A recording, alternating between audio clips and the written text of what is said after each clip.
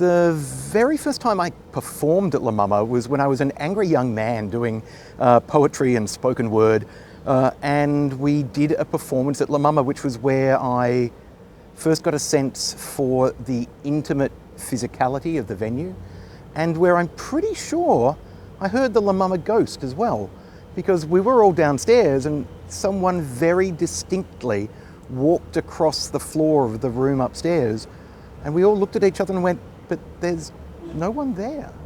The first thing that comes into my mind when I think about La Mama, I don't think of individual artists because there have been so many of them. There's this kind of creative blur. I think what I actually think of is the fire in the courtyard at Winter and conversation. People standing around, dissecting, analysing, enthusing about the work they've just seen, critiquing it, hugging and embracing actors, directors, writers and performers around that fire, offering to buy them a beer or a glass of wine and wanting to know more about how they made the show, why they made the show, and whether it made them as excited as it made me.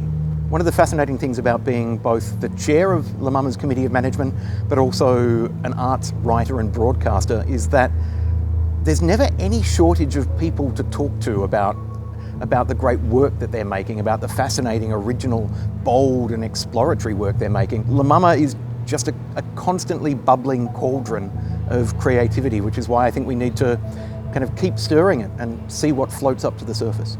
Trying to imagine a Melbourne without La Mama Theatre is like trying to imagine a Melbourne without trams or with nothing but bad coffee or no laneways.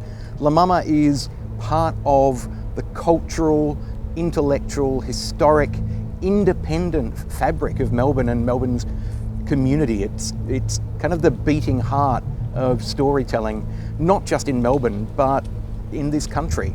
La Mama has had a remarkable 50-year history, but there are so many people, so many artists who haven't yet had the chance to be part of that history.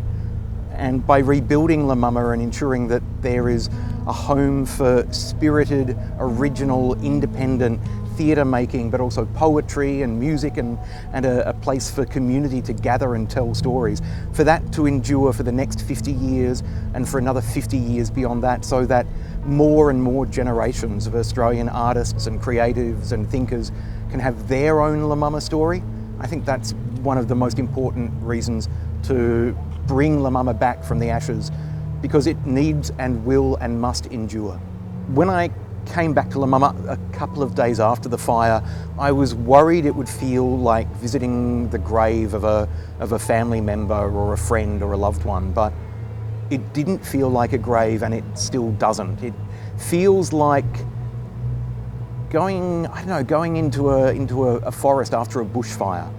You can see the damage that's been done, but you know that underneath the surface, under the charred bark, there's already green shoots waiting to spring out, spring forth and grow in the sunlight. And that's what visiting La Mama feels like to me. It's like, I feel and see the damage that's been done, but I also see nothing but possibility. We're embarking on a new journey here at La Mama, and we'd really like you to join us. Whether you come as a playwright pitching a script, whether you come as a punter, whether you come as somebody who wants to help rebuild the theatre, just come and join us and let's see what La Mama makes in its next 50 years.